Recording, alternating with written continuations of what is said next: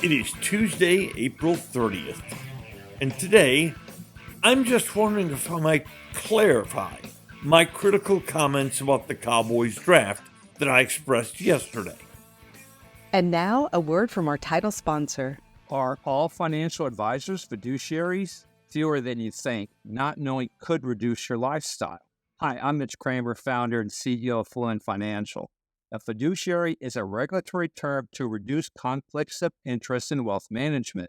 A fiduciary always works in your best interest.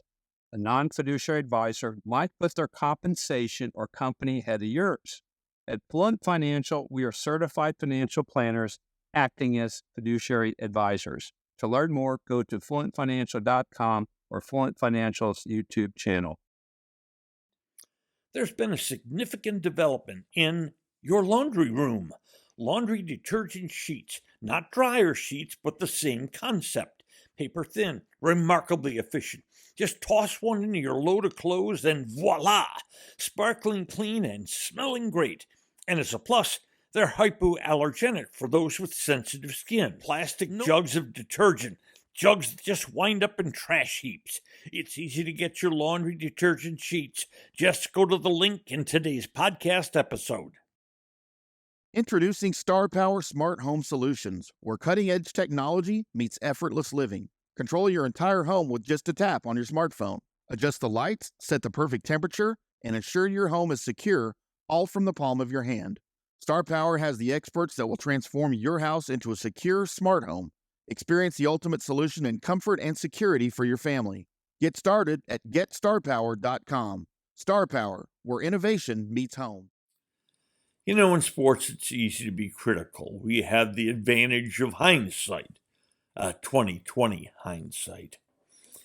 And my opinion, of course, I don't think is anywhere comparable to all that information that the scouts compiled from the Cowboys. But, you know, after 39 years in the draft, I do a ton of draft prep and evaluation of players. Now, I don't know if it means anything, but I was pretty critical of last year's draft. And it wound up being, by Pro Football Focus, the least impactful draft of any of the 32 teams in the NFL. Here's what I would have done, and it echoes what I said on the air in the draft coverage. I think the trade down from number 1 at 24 to 29 to pick up a solid third was excellent. Excellent. But at 29, I wouldn't have taken the Oklahoma tackle Tyler Guyton. I'd have gone for much more sure thing, in my estimation, Oregon center Jackson Powers Johnson. Best center in America. Plug and play. The second round, for me, was fine. Marshawn Nealand is a backup player, but has very nice measurables and may well be the successor to DeMarcus Lawrence at one of the defensive ends while he's learning on the job this year. Number 73, the third round draft pick they picked up in a trade. They took Kansas State guard Cooper Beebe. That's fine. Solid player. Plug him into left guard. You just drafted a center, Jackson Powers Johnson. He starts. Cooper Beebe at left guard. He starts. And you move Tyler Smith out to left tackle, the position he was drafted for. When Dallas took Tyler Smith 2 years ago, he was to be the successor to Tyron Smith at left tackle. If all this happens, your offensive line is remade, and everybody's starting at the same position they were drafted to fill. Let's go to the later third round. This one I really didn't like. They took Marist Liufau, the linebacker from Notre Dame. I would have taken Peyton Wilson, the linebacker from NC State.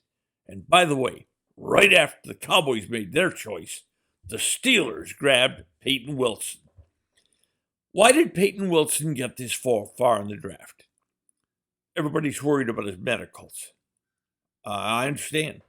He's had 10 surgeries. I understand. But none of those surgeries in the last 2 years. He's been well the last 2 years. In fact, so well that at the combine, at 6'4", 235 pounds, he ran a 4.4340. That's obscene speed for a man that size. The fastest 40 of any linebacker at the combine. I believe he's also a plug and play. Put him in at the outside linebacker on the other side from Micah Parsons. I'll be watching closely this year for the progress of Jackson Powers Johnson with the Raiders and Peyton Wilson with the Steelers. In the fourth round, wait a minute. Cowboys didn't have a fourth round pick. But they did have ammunition to go get one. Get aggressive.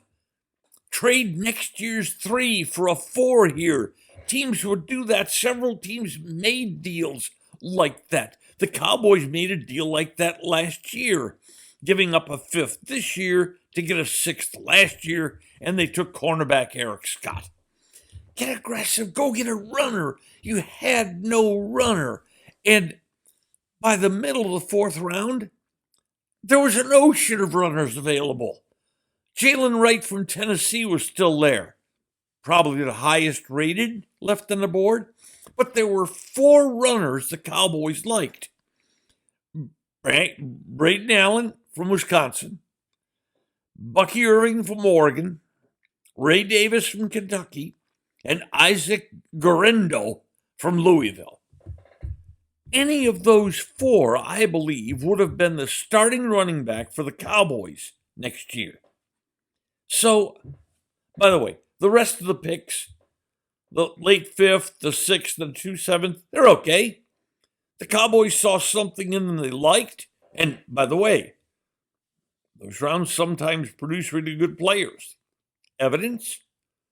The 5th rounder this year where they took the cornerback, Kalen Carson. 2 years ago in the 5th round, they took Deron Bland with a 5th round pick. And he's blossomed into a star. But anyway, if we'd have taken my strategy instead of theirs, the offensive line is fixed. They've got a linebacker in Wilson. They've got a runner in whichever one they wanted.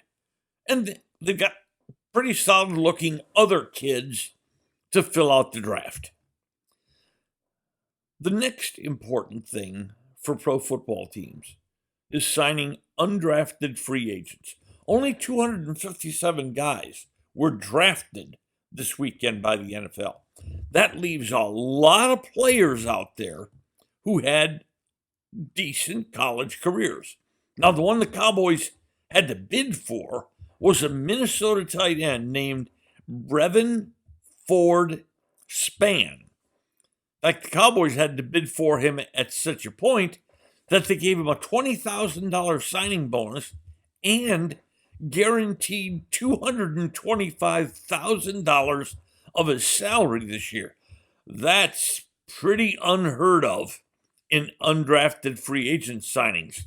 But you might look for that tight end, Brevin Ford Spann, to move in to be the number 3 tight end with the Cowboys this year. But of the undrafted free agents they signed, the one I liked the most was a kid named Cooper Crooms from Minnesota. In fact, just like the tight end, they signed 2 Minnesota people.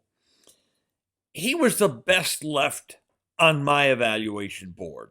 Now, I don't know what the Cowboys board looked like, but those, for me, are 2 players to watch.